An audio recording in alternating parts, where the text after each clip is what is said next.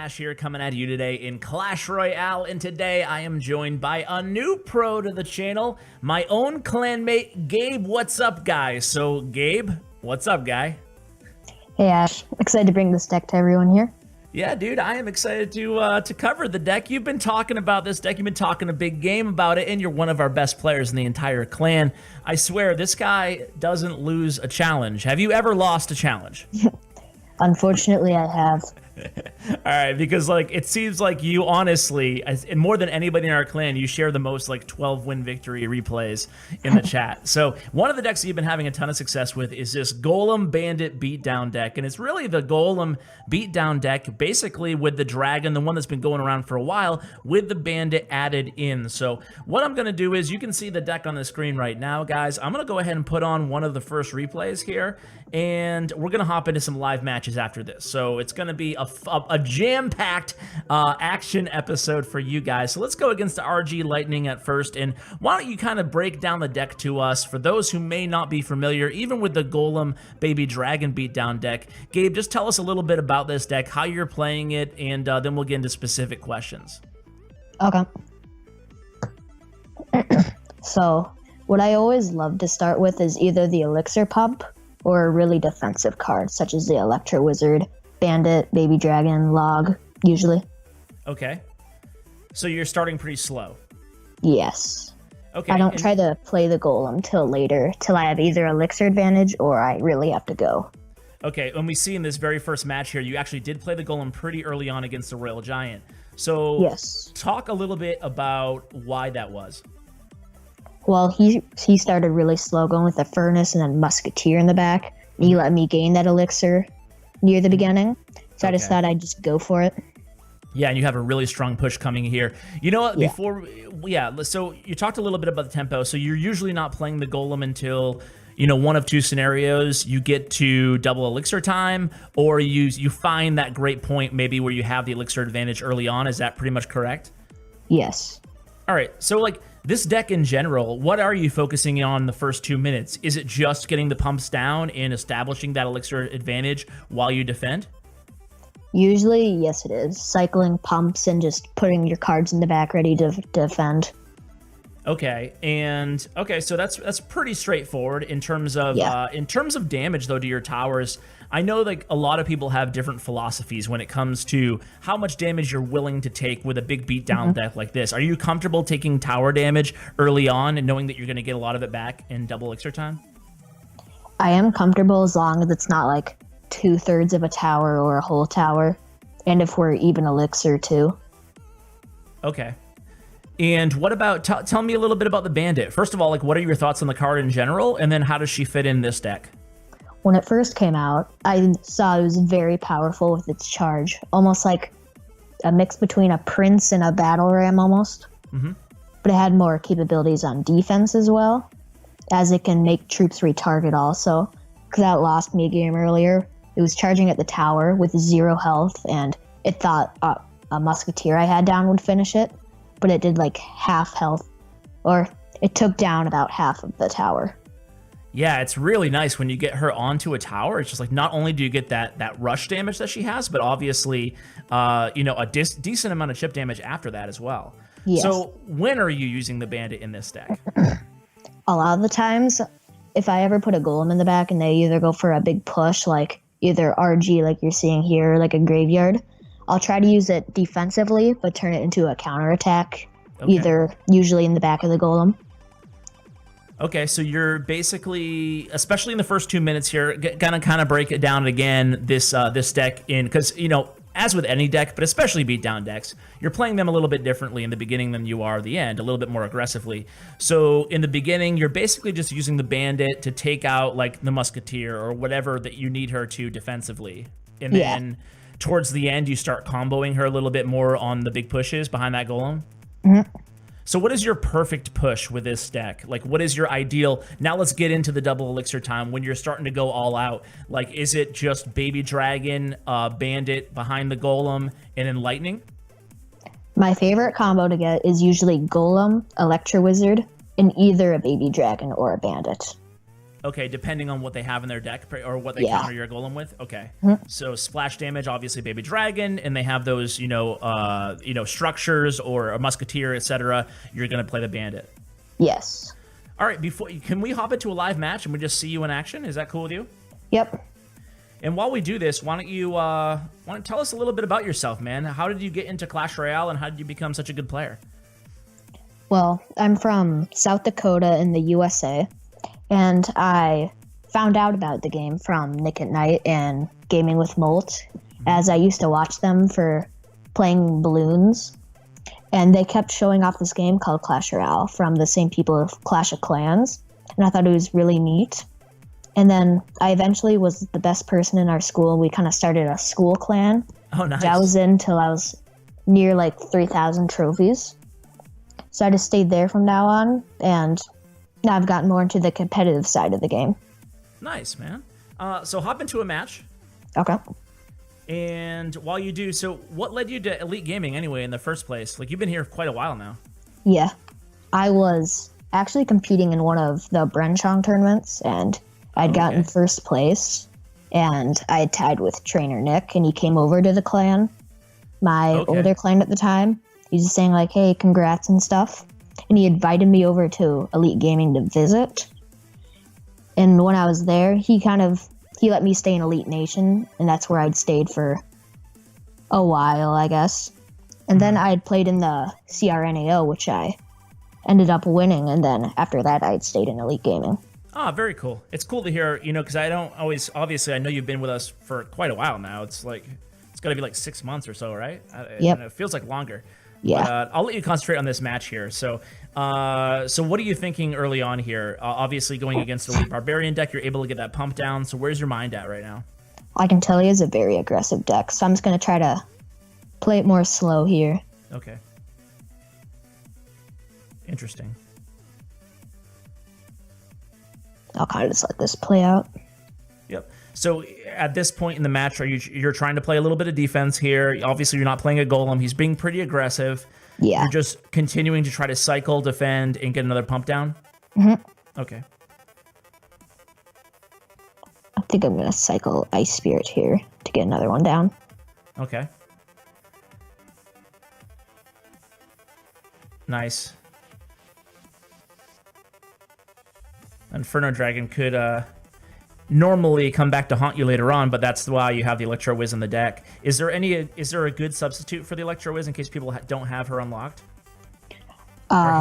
Musketeer is really good in the deck, but Electro Wizard is, I think, just more stable. Yeah. Electro Wiz so powerful right now in the game, especially defensively. And then just the reset ability on Infernos and everything like that. It's just like, she's so versatile. Why do I keep calling her a she? Gabe, what's wrong with me? Okay, I'm going to go for a Golem here, as he isn't really letting me get my pumps up, so. Okay. And I'm mostly just going to go all out right here. Okay. So here it is. It's Dragon, Electro Wiz, and ooh, interesting tornado there, pulling the Electro Wiz out of range of that Inferno Dragon. And another Electro Wiz played on your Bandit. But I think you're going to get contact here. Yep. Boom! Nice. So tower down. Good job there. And look at that. You actually did a pretty good job against those Elite Barbarians, too. I was worried that they might be a problem coming back at you on the counterattack, but you pretty much shut them down. And now that's GG. Okay. Nice and easy, man. Nice and easy. I have total faith in Gabe. You never lose. All right, let's do another one. Okay. All right. And also something I forgot to mention is Ice Spirit and Skeletons are kind of interchangeable in this deck, because its only weakness is a Lava Loon as you take out the minions for a troop that can't attack air. You have to play it really well. Okay. Maybe you'll hop in. Maybe you'll just happen to get a Lava Loon matchup. Did you share a Lava Loon replay by any chance? I didn't have one recently. Oh, Airfecta, you did. There was a Lava Hound, but no Lava Loon. Yeah. Oh, okay. Gotcha. All right. Well, we'll watch that in a bit, but let's do one more live match, then we'll watch that, and you can talk to us specifically about how to handle tough matchups like air. Okay. I'm going to use Skeletons this time, though. Okay. Okay. So here I have my Skeletons, and I can cycle to a pump here. Okay. Now, are you the type of player who will play a pump as your first play of the entire match without waiting for your opponent, or do you like to react to what they do first? Most of the time, I'll just play it, but it really depends, like if they go really aggressive or not. Okay. So so you're playing against a balloon, so this will be actually good to watch how you handle this. A lot of air in this deck, so good lightning there. Ooh.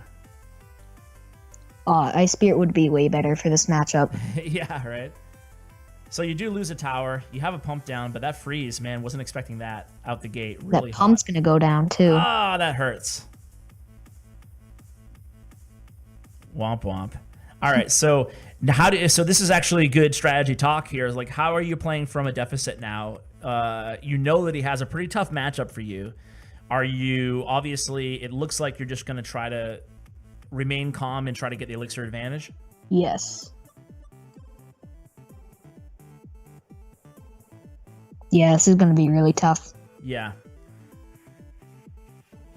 I mean, you couldn't have done much better there, and still it's going to be... Oh, shit. Oh, God. Jeez, that sucks. Yeah. We might actually get some damage off here, though. Yeah. Decent defensive freeze there. You might get his... No, you don't even get his minions. Jeez, nothing's going right for you. I know. He's too much air for me, but I think I'm going to go Golem here. Okay. So, like, even with a deck like this, at this point, obviously it's not looking good in your favor, but you're not out of it necessarily because you do have the 2 pumps or the 1 pump now, and you have you do have a 3 crown capable deck here, so... Yeah, I think that's what I'm going to have to do, though, if I want to win. Yeah. With a minute left, it looks that way. So he plays the bomber in the left lane. Interesting. Maybe he's going to go for a 3 crown against you. Maybe not. So here it is, all out. This is it, baby. Unfortunately, okay. Barbarian's okay. That Golem's still really healthy, so I think I'm going to continue on this push, though. Yeah, it looks like you might take this tower down here if the troops can catch up there. The Bandit doing some work. Bandit's going to charge into that tower, and the tower's going to be down now. So tower's down, Golem's down, but it looks like probably not going to be enough time here. 18 seconds. Yeah, and I don't have my troops here. Well, almost there. Now we have to do one more live match. Try to get some revenge in here. Okay. So a question for you, is there anything, we don't have to watch the entire replay unless you want to, but is there anything you think you could have done differently? I mean, that was just a really tough matchup there. I think I shouldn't have pumped in the beginning if I really knew that was going to be his deck. Okay. So I might go back to Ice Spirit here. Okay. Okay. Yeah, Ice Spirit, even though it's a 1 elixir card, and even though it's just, you wouldn't think subbing a skeleton... You can hop into match whenever you're ready, man. Okay. You wouldn't think that necessarily subbing a skeleton for an Ice Spirit would be that big of a deal, but especially against Balloon, it's just so huge when you don't have a lot of air targeting troops in your deck as is. You have the Baby Dragon and the Electro Whiz, so definitely makes a big difference. Okay, he's going to go Furnace. I think I'm going to go Baby Dragon here. Okay. Now, do you ever, get frustrated? Obviously, everybody gets frustrated after losses, but how do you deal with, rage and stuff? I know it's a popular question that a lot of viewers ask me to ask the pros. So, do you stop playing when you get in a rut, or how do you deal with that? I just don't get bothered by losing, usually. Yeah, you seem pretty even-keeled. Yeah. Ladder, I can get sometimes a little mad, though, because yesterday I tilted, 200 trophies. Ah! But I got back now, so it's all fine. Yeah, it's all good. So, okay. All right. Good This defense. is good. Yep. And you have the pump up, nice at full health there. You minimal damage to your tower. So you're going in with a little mini push here. I like this. Yeah. And the Bandit, that's so great. For 3 elixir, you got 400 damage off that tower, if not more. Nice Baby Dragon, distracting that E-Wiz. Now I'm going to pump right back here. I like it. So I think this is one of those little things that makes a difference between a really good player and just an average player, is that, some people might have been tempted to go for a big push there because you have the elixir advantage. You already have 1 pump on the board. You might want to just put the Golem down, but instead you pump up first, and that's going to provide tremendous value. Even though he doesn't use a lightning there, it's not really that big of a deal. That was a decent lightning, because now he's going to have even less to defend this push. Exactly. So what are you thinking on this push here? Is it going to be, E-Wiz, because he doesn't really have any swarm units at all, so it's not like you need the baby dragon, so that's why you choose the bandit there.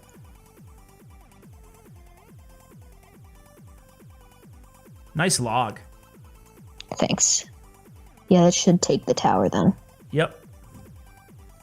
We're very close to.